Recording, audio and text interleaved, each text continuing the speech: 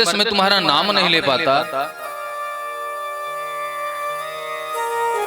और आप स्वयं यहां चल करके आए हैं दर्शन देने,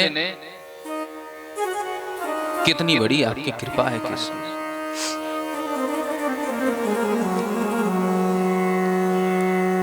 कृष्ण को देखते हैं, कन्हैया कहते हैं बाबा अब आप आज तो चले ही जाएंगे, तो मैं चाहता हूं अंतिम उपदेश धर्मराज को आप कीजिए।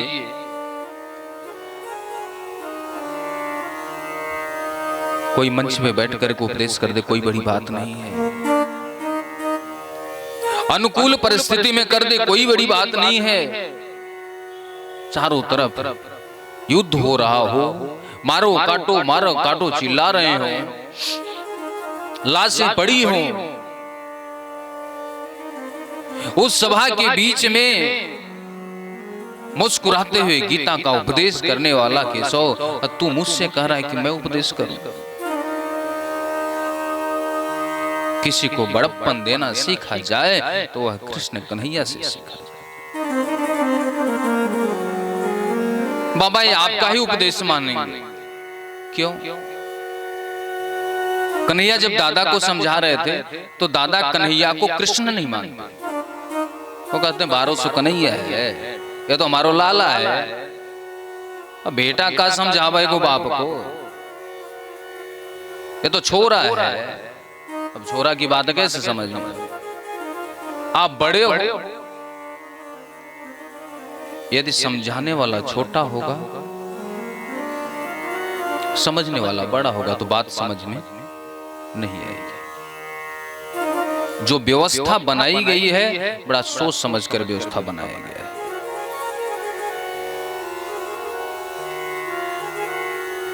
यदि गुरु ऊंचे आसन पे न बैठ करके नीचे बैठ जाए और चेला ऊपर मंच पे बैठ जाए तो उस गुरु की बात उसके समझ में नहीं आएगी, उल्टी धारा नहीं बह सकती।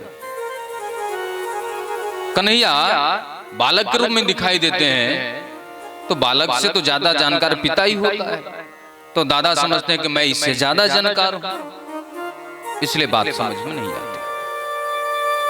अब कन्हैया वहां भी थे, यहां बाबा के अंदर प्रवेश किए, उपदेश तो कन्हैया को ही करनी है। बाबा ने उपदेश किया, राजन एक गृहस्थ को धन कमाना चाहिए, लेकिन उसकी कुछ अंश सेवा में लगाना चाहिए। गरीबों की सेवा करो, गरीब बच्चों की सेवा करो, भंडारा करा दो, जिसको जरूरत हो उसकी सेवा करो। मोक्ष के लिए पूजा पाठ अपना प्रार्थना जो भी है उसको करो। सबसे बड़ी बात है कि आप राजा हो, राजा को पाप करना नहीं चाहिए। पाप करने की तो बात छोड़ो, पाप करते हुए देखना भी नहीं चाहिए। बगल में खड़ी पांचाली हंसने लगी, बाबा आप कह रहे हैं पाप देखना नहीं चाहिए, आप कैसे कह सकते हैं? अरे जिस समय सभा में मुझे खींचा गया, उस संविधान, उस सभा की संविधान में सबसे बड़ा स्थान आपका था। आप चाहते तो युद्ध को, उस दुशासन को रोक देते, लेकिन सबसे पहले मैं आपके पास गई कि बाबा मेरी रक्षा करो, मेरी लज्जा की रक्षा करना। आप सर झुका करके बैठ गए। उस दिन आपका उपदेश कहां गया था? दुर्योधन के आदेश से दुशासन खींच करके सभा में लाया, पांचों पतियों के पास गई, कोई साथ नहीं दिया। गुरुजी के पास गई, गुरुजी ने साथ नहीं दिया। क्या गुरुजी नहीं थे वहां पे? थे। पितामह नहीं थे, पांचों पति थे। सबके सामने एक अबला स्त्री को बेइज्जत किया जाए,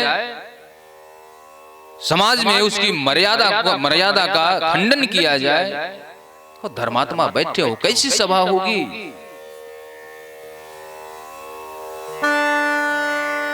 अंत में पांचाली अपने हाथ से अपने वस्त्र को पकड़ती है शायद मेरे भुजा में इतनी दम हो, इतना बल हो कि मैं रोक सकूं इसको, लेकिन काम नहीं है। फिर दांतों से उस वस्त्र को पकड़ती है, नहीं बचा। अंत में अपबल तपबल और बाहुबल तीनों हार। सुने रे सखी केवल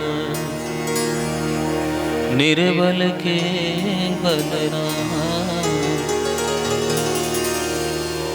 जब निर्बल हो गई कृष्ण मुरारी बांके बिहारी, लाज रखो हमारी, तो कन्हैया ने आकर के रक्षा किया। और जिस समय रक्षा किया उस समय पांचाली रजस्वला अवस्था में थी, अशुद्ध थी। लेकिन कन्हैया ने यह नहीं देखा कि मेरा भक्त शुद्ध है या अशुद्ध है। माता पिता अपने बच्चे की शुद्ध अवस्था और अशुद्ध अवस्था को नहीं देखते, बच्चे के दर्द को समझते हैं।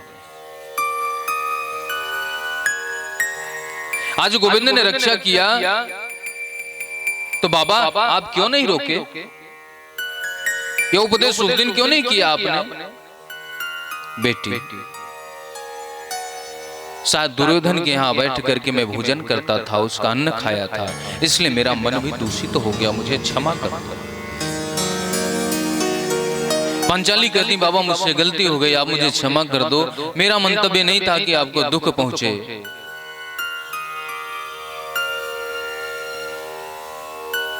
केशव से पितामह कहते हैं, केशव इस संसार में जिसको सबसे ज्यादा प्रेम करो ना, वही दुख देता है। जिससे आप सबसे ज्यादा प्रेम करोगे, बेटा हो, बेटी हो, पति हो, पत्नी हो, भाई हो, बंधु हो, धोखा देगा। क्योंकि संसार का प्रेम निस्वार्थ प्रेम हो ही नहीं सकता। 98% मतलब का प्रेम है। शायद कोई एक बंदा ऐसा मिल गया जो आपसे निस्वार्थ प्रेम करेगा। ये अर्जुन है ना, इसको अंगुली पकड़ करके मैंने चलना सिखाया। देखो इसने बाण के सहयोग पे सुला रखा है मुझे। इसलिए संसार में तो रहो,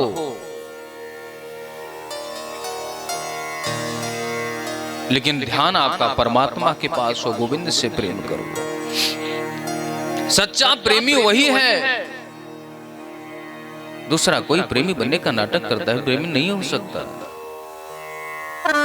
वो जिस दिन प्रेमी हो जाएगा, जो भगवान के प्रेमी होते हैं उनको पागल कहा गया है। मैं शुद्ध बुद्ध खोई रे,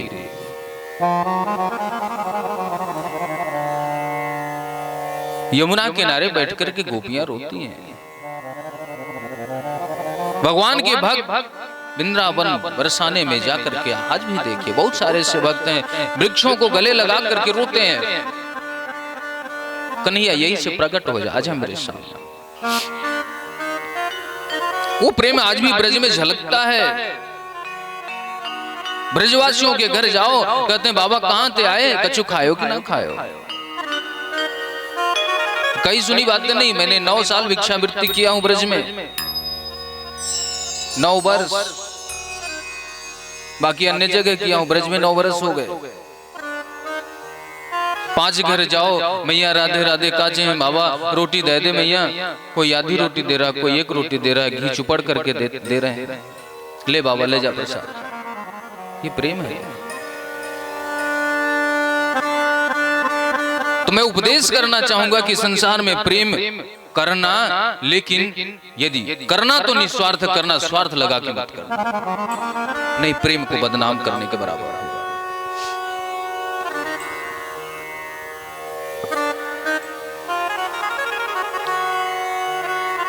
आपसे एक निवेदन है, मेरी एक बेटी है, मैं चाहता हूं आप उसको ले जाओ। अर्जुन बोल पड़े, बाबा आपकी बेटी, आप तो नैष्टिक बाल ब्रह्मचारी हैं। बोले मेरी और केशव की बात है। कन्हैया कहते ना, आपकी बेटी को मैं अपने साथ नहीं ले जा सकता। बोले क्यों? बोले उसके साथ तृष्णा है। ये जो तृष्णा प्रत्येक व्यक्ति के अंदर होती है, इति मति रूप कल्पिता वितृष्णा। मति मतलब बुद्धि, बुद्धि रूपी बेटी को मैं आपके चरणों में देना चाहता हूं। कन्हैया कहते हैं बुद्धि के साथ लोग तृष्णा देते हैं, नहीं ले जा सकता। बाबा कहते हैं वी तृष्णा, मेरी बुद्धि शुद्ध हो चुकी है और आपके चरणों में बैठना चाहती है। बाबा अंतिम समय केशव का दर्शन कर रहे हैं, केशव को प्रणाम करते हैं और सबका यही प्रार्थना होना चाहिए कि अंत समय गोविंद का दर्शन हो जाए। देहांत काले तुम सामने हो, बंसी बजाते मन को लुभाते, यही गीत गाते मैं तननाथ त्यागूं, गोविंद दामोदर माधवेति। इतना तो करना स्वामी, जब प्राण तन से निकले गोविंद